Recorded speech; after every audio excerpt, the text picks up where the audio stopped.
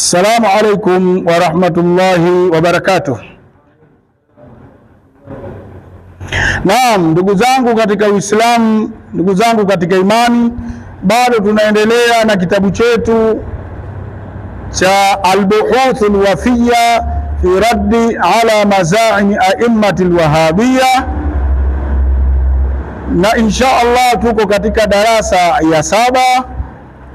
Kitabu chetu inasema tuko katika ukurasa wa 15, mwishoni mwa ukurasa, baada ya kuona maneno ya al-Imam Abu Hanifa kuipinga tashbihi, tutaendelea kuona maneno ya maimamu wengine. Tunasema wakadha, basi hivyo hivyo, jaa, imekuja an Imami Ahmad, kupitia Imamu Ahmad bin Hanbal.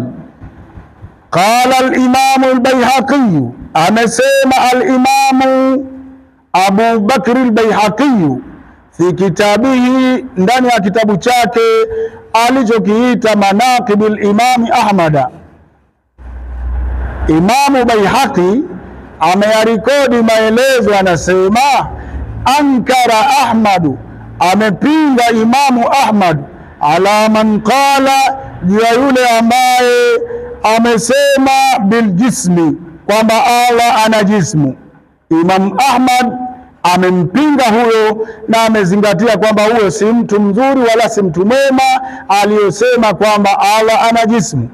Waqala, na Imamu Ahmad akasema, innal asmaa, hakika ya haya majina, maakhudhatun, yanachukuliwa, mina sharia, kupitia sheria, wal lugha, na vile vile majina yanachukuliwa kupitia lugha.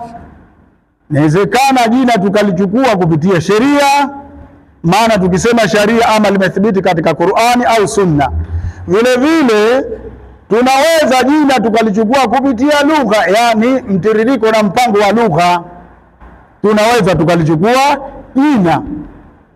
Kwa hiyo jina kuna wakati linatumika ndani ya sheria kwa maana nyingine na ndani ya lugha kwa maana nyingine. Tunaelewana? Sasa ndio Imamu anasema majina yanachukuliwa ama kupitia sheria ama kupitia lugha. Wa ahlul lugha, watu wa lugha, wameweka hadha al-isma, jina hili. Jina gani? Al-jismu. Wameliweka jina hili la jismu, wanalitumia kwa maana gani? Ukisema jismu wanakusudia nini? Anasema Imam Ahmad, ala dhi tulin, ya kitu ambacho kina urefu, wa ardhin, na kina upana, wa samki, na kina maki ya unene, wa tarkibi, na kupandanishwa juu ya hiki. Tumesema mfano hiki kiwamba kilijengwa hiki kwa kupandanishwa mawe moja juu ya jengine au matofali moja juu ya jengine mpaka kikawa katika kaifia hii ambayo tunaiona. Hiki kina tarkibi mpaka ikatiwa yale madirisha wa hakadha, hizo inaitwa nani? Tarkibi. Kwa hiyo hiki kiwamba tunakiita jismu kwa sababu kina tulu, kina ardhu, kina samki, maki ya unene, au hakina. Kwa hiyo jismu tunasema ni kitu kama hicho kilichokuwa kina nini? Ala dhitul wa ardhin wa samkin wa tarkibin wa sura, na pia kina sura, kimepakwa rangi, tukaona kuna rangi hii. Unaelewana?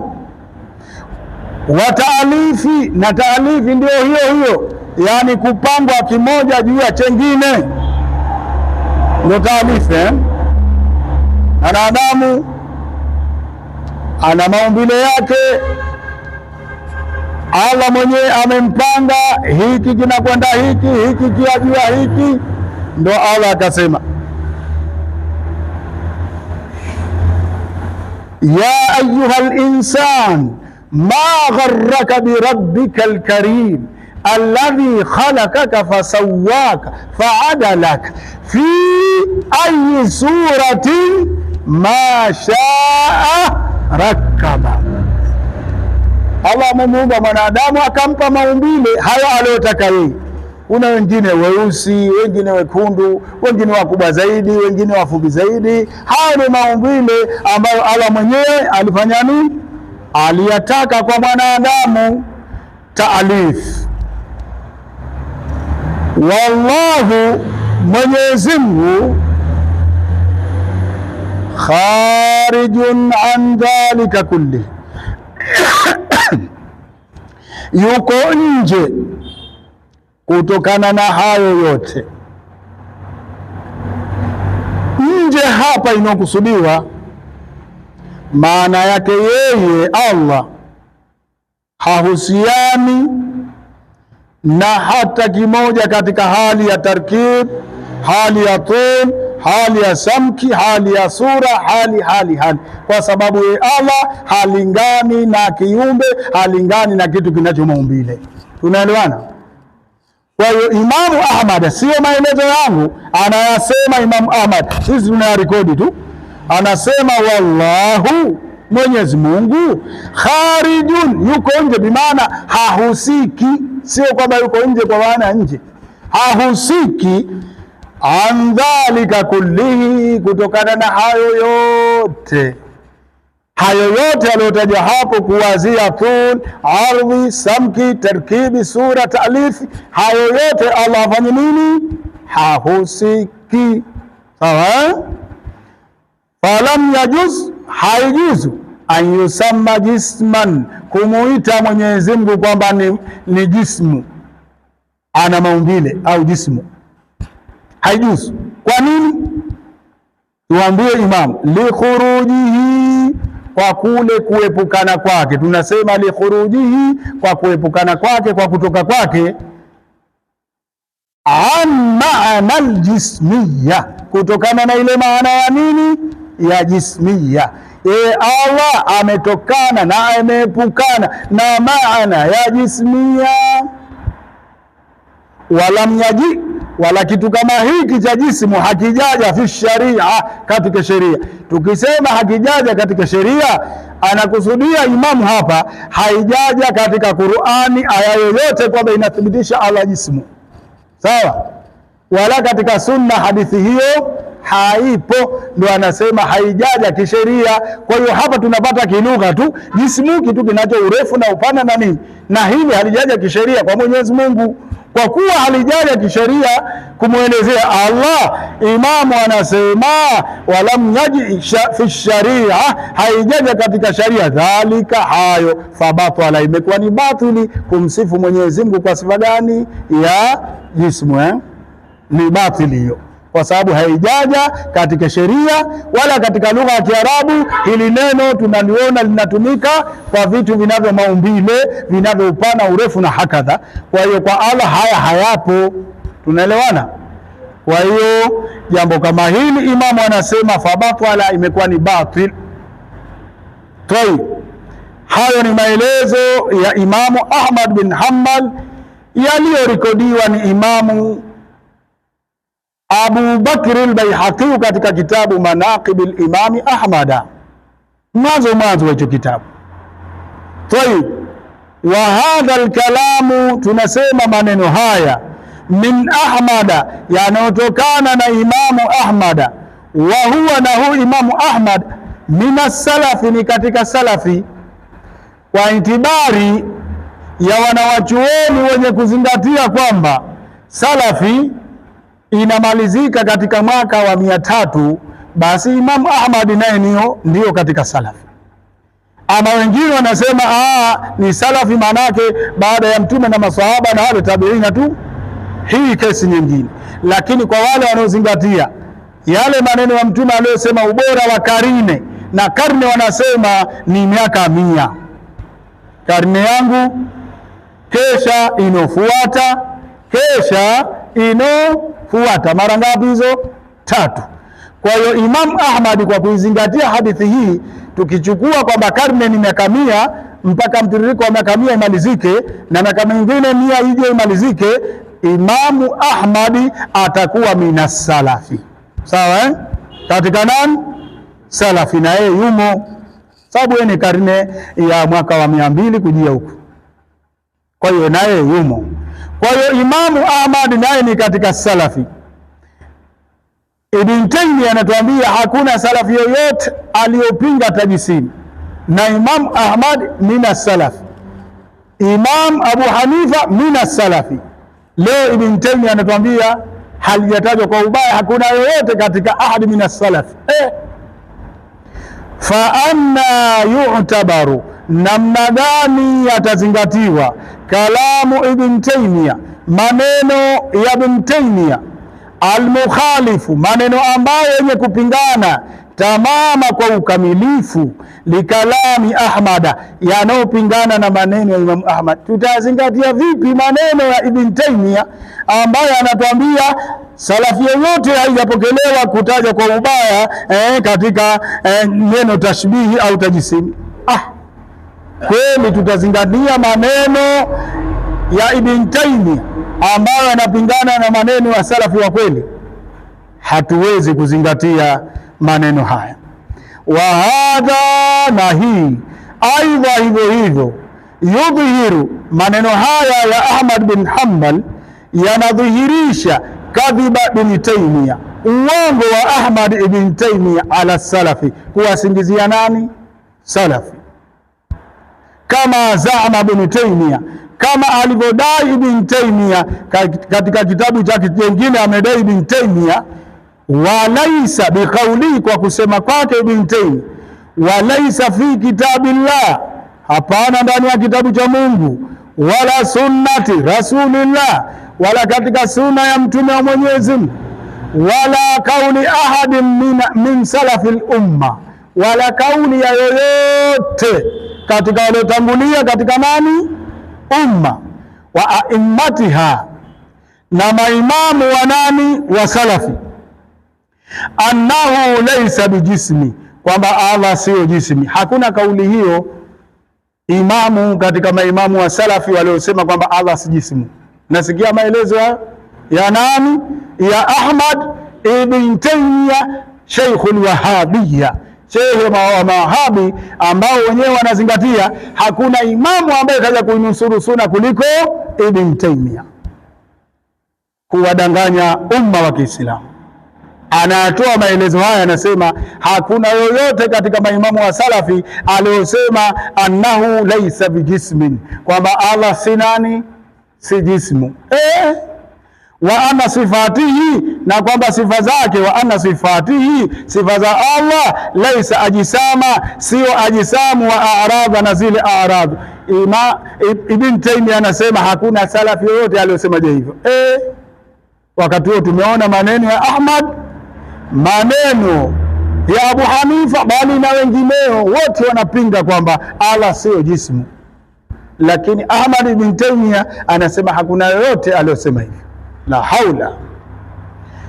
Kwa hivyo tunasema Waislamu, jueni, fawadhahal haqu, ikabainika ukweli kwamba Ahmad ibn Taymiyyah hasemi ukweli kuwabainishia umma. Anachokifanya ni tadlis na ubabaishaji, kuwababaisha umma. Fawadhahal haqu, ikabainika haki, wadhmahalla albatil, na ikajinyonga batil. Tumeona kwamba maimamu wanazingatia atakayesema Allah ni jismu, huyo ni mtu mkorofi, ni mtu mbaya, wala hazingatii kabisa, kwa sababu Allah hana sifa hiyo. Ibn Taymiyyah anaona kwamba Allah ni jismu, na anasema imamu yote hajakanusha ile jambo. Qala ta'ala, amesema, qala Allah ta'ala, amesema Mwenyezi Mungu mtukufu, qul wa kun, sema ewe Muhammad, sema. Kwa hiyo akiambiwa mtume sema, na wewe Muislamu ndio unaambia hiyo, na wewe Muislamu wa kawaida unayenisikiliza nakwambia sema, jaa alhaq, umekuja ukweli. Tumeona kwamba kumbe Ahmad ibn Taymiyyah hasemi ukweli katika hili. Jaa alhaq, imekuja ni haki, wa zahaka albatil, na imeondoka batil. maneno yake ya kusema hakuna yoyote aliyopinga tajisimi sio kweli, sio sahihi. Innal batila, hakika ya udhushi na ubatilifu, kana kuwa kwake zahuka, ni wenye kuondoka tu. Siku zote batili inaondoka tu, haibaki. Endelea. Tayeb, hapa tumemaliza maz'amul awwal. Biidhnillahi taala tutaendelea na maz'amu thani, madai ya pili ya viongozi wa Uwahabi. Tunasema katika madai ya pili tunaanza ma yaksudu Ibn Taymiyyah, nini anakusudia Ibn Taymiyyah au kile anachokikusudia Ibn Taymiyyah, wa tilmidhuhu, na anachokikusudia mwanafunzi wake Ibn al-Qayyim al-Jawziyya. Ieleweke kwamba Ibn al-Qayyim huyu ni mwanafunzi mkubwa wa Ibn Taymiyyah ambayo amejitahidi sana katika kuzieleza na kuzieneza fikra za Ibn Taymiyyah baada ya kufa Ibn Taymiyyah. Huyu ameendeleza fikira hizi na akazieneza kwa namna kubwa sana, kuwaenezea watu fikra hizi. Ibn Qayyim al-Jawzi fi tauhid al-asma'i was-sifat, katika neno tauhid al-asma'i was-sifat. Hawa jueni Waislamu ndio waliogawa tauhidi tatu: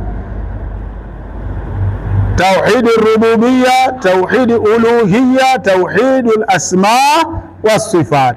Sasa wanapotaja neno tauhid al-asma'i was-sifati, hawa jamaa huwa wanakusudia nini? Ndio hicho tunachokisema hapa kwamba mkielewa umini, hawa jamaa wanakusudia nini katika neno wanaposema tauhid al-asma'i wa sifati, wanakusudia nini?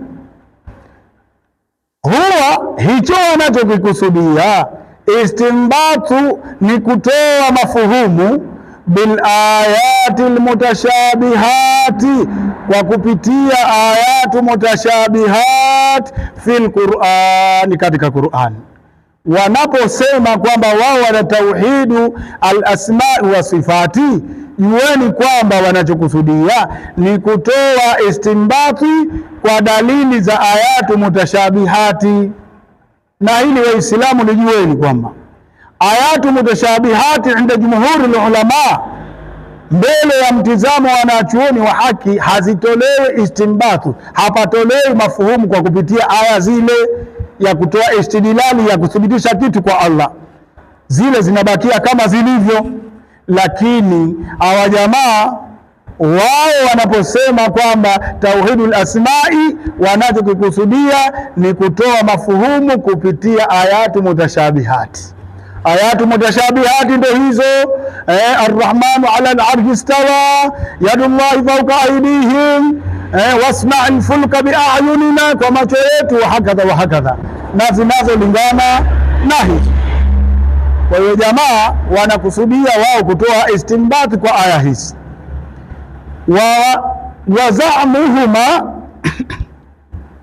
na kule kudai kwao, annahuma, kwamba hawa wawili, ala ittiba'i kitabillahi, wanafuata kitabu cha Allah, biduni ziyadati shay'in, kinyume cha kuongezea kitu chochote, min indihima, kinachotokana kwa wao. Wanadai, wanaambia watu kwamba wao wanafuata kitabu cha Allah, wala hawazidishi kitu chochote kutokana na nani?